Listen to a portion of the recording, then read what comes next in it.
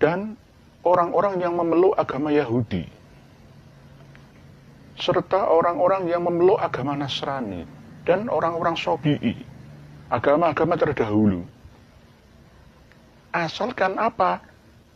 Barang siapa di antara mereka ya, yang percaya kepada Allah, kepada Tuhan, kepada Yahweh, kepada Gusti ingkang akarya jagat, kepada Sang Hyang Widi, atau bahasa apapun lah versi mereka, sesuai dengan bahasa-bahasa mereka, dialek-dialek mereka.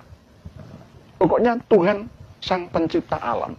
Shalom bagi kita semua dimanapun kita berada saat ini, kiranya kita semua tetap berada dalam keadaan sehat dan apapun yang merupakan aktivitas kita sepanjang hari ini, kiranya Tuhan Yesus memberkati. Dan kembali berjumpa lagi di channel kita ini, yaitu Zemayan Yasin. Terima kasih buat teman-teman semua dan juga para sahabat yang sudah mendukung perkembangan channel ini dengan setia. Dan kiranya kita tetap menggunakannya untuk menjadi berkat bagi semua orang. Nah, teman-teman, pada video kali ini saya membagikan kepada kita semua ceramah dari seorang ustadz. Dalam kajiannya, teman-teman, dia mengatakan bahwa orang-orang Yahudi dan Nasrani mereka juga diselamatkan sesuai dengan kepercayaan dan iman mereka. Dan dia mencoba mengutip dalil dari kitab sucinya untuk memastikan bahwa orang Kristen juga mendapatkan kepastian keselamatan. Nah, teman-teman, mari kita simak saja videonya yang berikut ini. Pemirsa sekalian, rahimakumullah. Pada pertemuan kali ini kita akan membahas tentang non-muslim masuk surga. Ini tema yang agak sensitif, namun harus kita terima ya, atas dasar open mind, membuka pikiran kita, agar jangan sampai kita ini terkungkung dalam salah satu wadah ya, bagai katak dalam tempurung, sehingga kita tidak melihat perkembangan di luar jangkauan yang selama ini kita tekuni, jalur yang kita jalani selama ini. Tetap sebagai umat Islam harus berkeyakinan, percaya diri bahwa inna dina indallahil Islam. Namun tetap mau menerima update terkini keilmuan terbaru, karena memang sesuai yang didahulukan oleh Rasulullah Muhammad SAW, tolabul ilmi minal mahdi lal lahdi. Mencari ilmu itu tiada batasnya, dari mulai turun dari ayunan sampai masuk lubang kuburan. Jadi saking banyaknya ilmu gitu, saking luasnya ilmu, sehingga jangan sampai kita terkungkung bagai katak dalam tempurung. Saudara-saudariku rahimakumullah, selain umat Islam, umat agama lain, termasuk orang-orang Yahudi yang bertekad keyakinan la ilaha illallah Musa Rasulullah, orang-orang Nasrani yang berakidah la ilaha illallah Isa Rasulullah, begitu juga orang-orang agama lain sebelumnya. Mungkin ada Hindu, ada Buddha, ada Zoroaster, ada agama Jawa ya, agama kejawen ya, misalkan. Mereka juga masuk surga. Jadi kita tidak perlu egois, karena surga ini luas, jangan kita kapling milik sendiri. Terlalu sempitlah surga itu nanti kalau hanya untuk milik kita saja. Lah, apakah Ustadz ini ngawur atau bagaimana ya? Yang ngendiko seperti ini bukan saya, Gusti Allah sendiri. Di dalam surat Al-Baqarah ayat 62, ini ayat yang tidak pernah dimansuh oleh ayat manapun di dalam Al-Quran, atau dimansuh oleh hadis apapun redaksinya. A'udzubillahi minasyaitonirrajim. Bismillahirrahmanirrahim. Innalladzina amanu walladzina hadu wan nasara wassabiina Man amana billahi wal yaumil akhiri wa amila sholihan falahum ajruhum inda rabbihim wala khaufun alaihim wala hum yahzanun.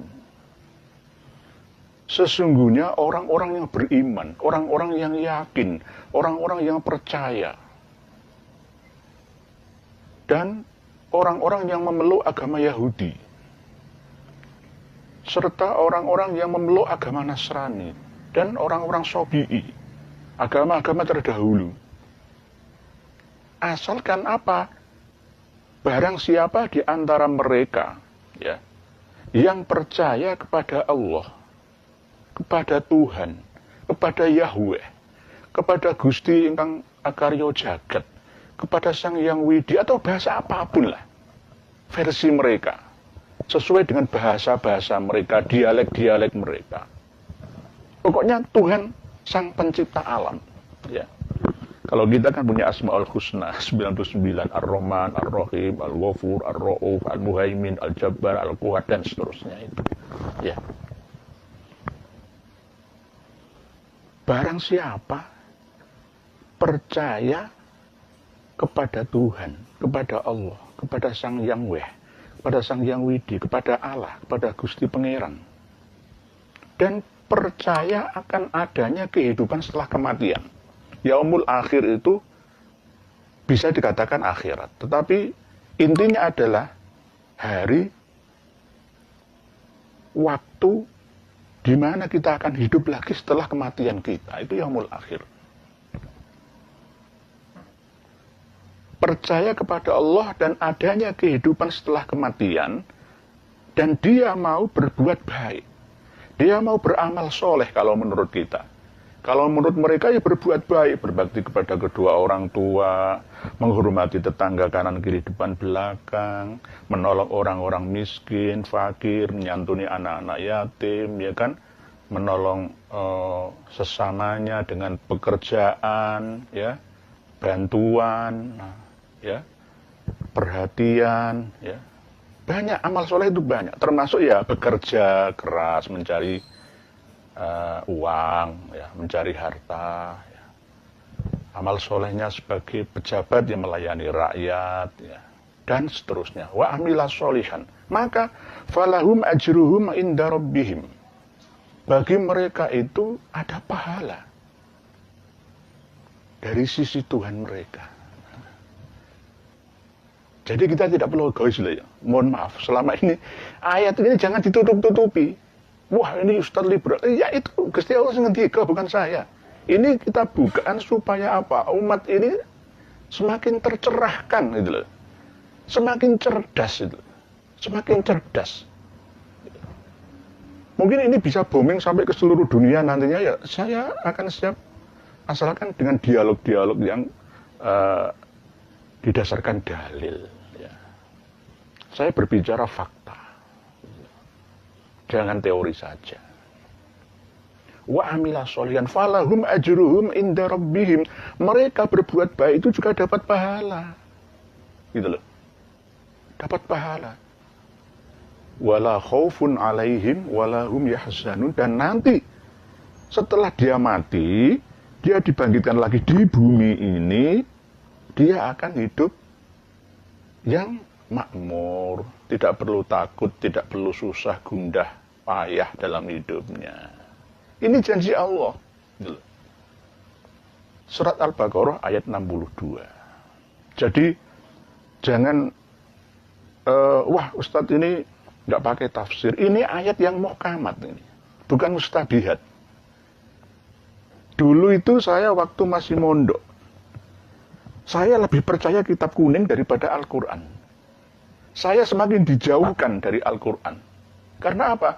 Saya harus memakai iktibar takbir-takbir dari kitab kuning.